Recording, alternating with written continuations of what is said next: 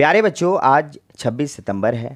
آج کا دن ہندوستانی تاریخ میں بہت ہی اہمیت رکھتا ہے، کیونکہ آج ہی کے دن مشہور ماہر تعلیم، علمداں اور عظیم شخصیت ودیا ساگر کی پیدائش ہوئی تھی۔ یعنی آج 26 ستمبر کو ہم لوگ ودیا ساگر کی یوم پیدائش منا رہے ہیں۔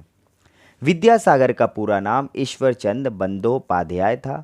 ان کی پیدائش 26 ستمبر 1820 عیسوی میں ضلع مدنا پور کے بیر سنگھ گاؤں میں ہوئی تھی۔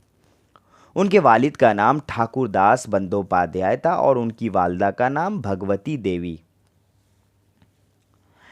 غریب خاندان سے تعلق رکھنے کے باوجود ایشور چند کو پڑھنے لکھنے کا بے حد شوق تھا۔ ابتدائی تعلیم انہوں نے گاؤں کے پاٹھشالے سے حاصل کی، پھر وہ اپنے والد صاحب کے ساتھ کلکتہ چلے آئے اور پھر کلکتہ میں انہوں نے اپنی تعلیم کو جاری رکھی۔ ایشور چند کو پڑھنے لکھنے کا بے حد شوق تھا۔ وہ کافی محنتی تھے، گھر کا سارا کام کرنے کے ساتھ ساتھ پڑھائی میں بھی دلچسپی لیتے تھے۔ روزانہ پیدل وہ پڑھنے جاتے تھے اور راستے میں بھی ان کی نظر کتاب پہ ہوتی تھی۔ گھر میں اکثر ان کی تیل کی کمی ہونے کی وجہ کر گھر کا دیا بجھا رہتا تھا، اور ایسے میں ایشور چند کو راستے کے کنارے جو اسٹریٹ لیمپ ہوتا تھا اس کی روشنی میں وہ اپنا سبق یاد کرتے تھے۔ ایشور چند کو ودیا ساگر کیوں کہا جاتا ہے؟ ودیا ساگر کے معنی ہوتے ہیں علم کا سمندر۔ ودیا ساگر کو تعلیمی ترقی کی بنیاد پر سنسکرت کالج نے ودیا ساگر کا خطاب دیا تھا۔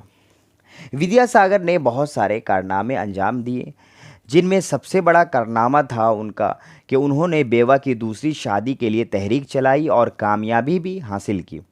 اس کے علاوہ انہوں نے بنگال میں 36 اسکول کی بنیاد ڈالی۔ انہوں نے لڑکیوں کی تعلیم کو فروغ دینے میں بہت ہی اہم کردار ادا کیا۔ اس کے علاوہ بنگالی زبان کو آسانی کے لیے انہوں نے بڑنو پوریچے نامی کتاب لکھی، جس کی وجہ سے بنگالی زبان پڑھنا آسان ہوا۔ اس کے علاوہ انہوں نے بچوں کے لیے اچھی اچھی دلچسپ کتابیں بھی لکھی۔ ودیا ساگر کا انتقال 29 جولائی 1891 عیسوی کو کلکتہ میں ہوا۔ ایشور چند کے کارناموں کو ذہن میں رکھتے ہوئے اور ان کی ترقی کو دیکھتے ہوئے ہم لوگ یہ عہد کرتے ہیں اور اسے سبق لیتے ہیں کہ انشاءاللہ اپنی زندگی کو بھی ہم لوگ اسی طرح روشن بنائیں گے۔ جبکہ اس وقت سماج میں لڑکیوں کی تعلیم کو برا مانا جاتا تھا۔ انہوں نے سماج میں سدھار لانے کے لیے بہت کوششیں کی۔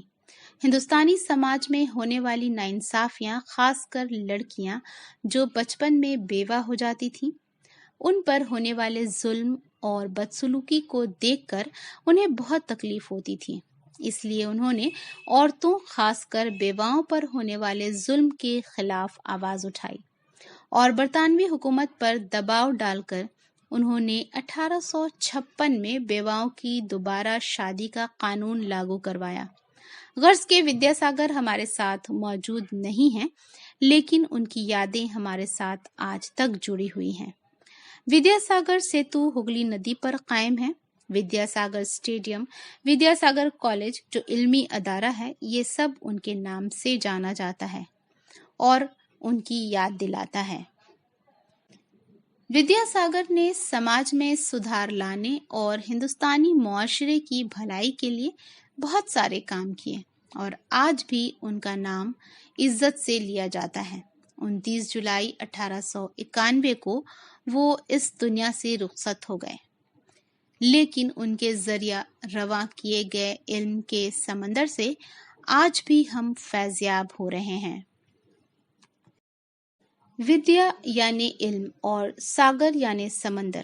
اگر ہم اس لفظ کی گہرائی دیکھیں تو ہمیں یہ اندازہ ہوگا کہ یہ نام کتنا معتبر ہے۔ یہ نام ایشور چندر کو ان کی علمی صلاحیت کی بنا پر ملا ہے۔ ایشور چندر ودیا ساگر بنگال کی عظیم شخصیت میں سے ہیں۔ وہ پیشے سے استاد تھے۔ ایشور چندر کی پیدائش 26 ستمبر 1820 کو مغربی بنگال کے مدنی پور ضلع میں ہوئی۔ ان کے والد کا نام ٹھاکر داس بندوپادھیائے اور ماں کا نام بھگوتی دیوی تھا۔ غریب خاندان سے تعلق رکھنے کے باوجود انہیں پڑھائی سے بے حد لگاؤ تھا۔